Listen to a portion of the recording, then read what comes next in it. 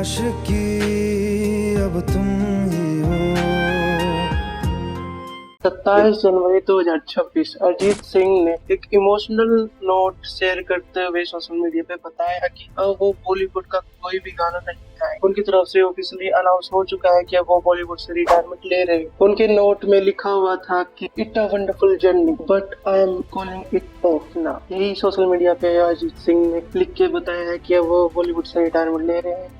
अब इसके बहुत सारे कारण हैं, बहुत सारी कहानियां हैं, इसके पीछे बहुत सारे माफिया हैं। उन्होंने अपने फैंस को दिल से शुक्रिया कहा और कहा कि मेरे लिए भी ये बहुत मुश्किल था पर जरूरी था। सबसे पहले ये कंफ्यूजन क्लियर कर लेते हैं कि अरिजीत सिंह ने म्यूजिक से रिटायरमेंट नहीं ली है, उन्होंने बॉलीवुड के गानों से रिटायरमेंट लिया। मतलब अब बॉलीवुड के साथ कोई काम नहीं करेंगे, पर आगे जो अपने साइन कर रखे हैं गाने वो सिर्फ वो क्लियर करेंगे। आगे कोई भी न्यू प्रोजेक्ट बॉलीवुड से वो नहीं ले, लेकिन वो इंडिपेंडेंट म्यूजिक, कॉन्सर्ट्स और अपने पर्सनल प्रोजेक्ट को कंटिन्यू करेंगे। अब आते हैं असली वजह पे, वाई।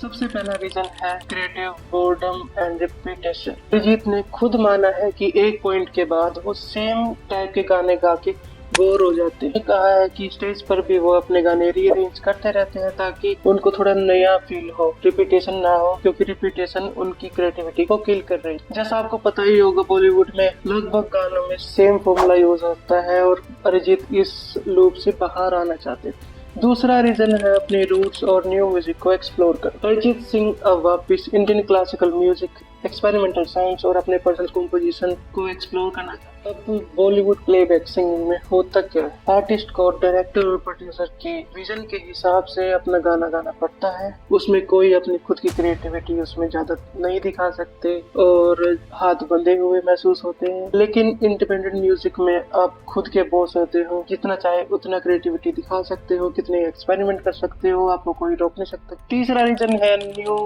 टैलेंट को स्पेस देना। अरिजीत सिंह ने ये भी कहा है कि इंडस्ट्री में न्यू टैलेंट को भी मौका मिलना चाहिए। एक लेजेंड होने के बाद भी अरिजीत का ये मानना है कि अगर नए लोग यहाँ पे नहीं आएंगे तो म्यूजिक ग्रो कैसे होगा। अब इतना कुछ हो गया, इस पे फैंस या इंडस्ट्री कुछ ना रिएक्ट करे तो ऐसा तो हो नहीं सकता। जैसे ही ये न्यूज बाहर आई, इंटरनेट लिटरली एक्सप्लोड हो गया। अब इसमें फैंस का क्या रिएक्शन रहा? किसी ने कहा कि अब बॉलीवुड खाली खाली लगने लगा है और किसी ने कहा respect for choosing peace over pressure. Industry में से भी कुछ रिएक्शन बाहर आए। उदित नारायण जी ने कहा कि अरिजीत के गाने हमेशा हमारे दिल में रहेंगे।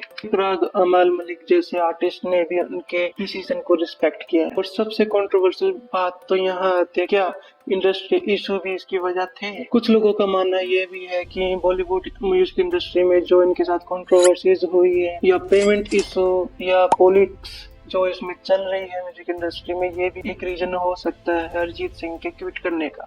लेकिन अरिजीत सिंह ने खुद से किसी कंट्रोवर्सी को ब्लेम नहीं किया है, यह सिर्फ कुछ लोगों के ओपिनियन से, कोई ऑफिशियल रीजन नहीं। अब बात आती है आगे होगा क्या, अरिजीत का फ्यूचर प्लान क्या है। तो फ्यूचर प्लान में है उनके इंडिपेंडेंट एल्बम्स, उनके कॉन्सर्ट्स, म्यूजिक में एक्सपेरिमेंट्स, उनके खुद की कंपोजिशंस में अब वो काम करेंगे और कुछ हमें नया ही प्रोवाइड करेंगे। हो सकता है अब हम अरिजीत को और भी ज्यादा प्योर, रॉ और रियल सुनने वाले। तब तक के लिए वेट। अरिजीत सिंह की रिटायरमेंट की कोई एंड नहीं, न्यू बिगिनिंग है। ये रीजन फेम के अंगेज नहीं, क्रिएटिविटी के फ्रीडम के लिए है। बॉलीवुड उन्हें हमेशा मिस करेगा, पर अब दुनिया एक नए अरिजीत से मिलने वाली है। तो गाइस, हम अपनी वीडियो का यहीं एंड करते हैं और आप हमें बताएं कमेंट्स में कि अरिजीत सिंह का यह डिसीजन सही था या नहीं। और इस वीडियो को लाइक करें, चैनल को सब्सक्राइब करें और मिलते हैं जल्दी नेक्स्ट वीडियो में। Thank you guys. मेरी आशिकी अब तुम ही हो।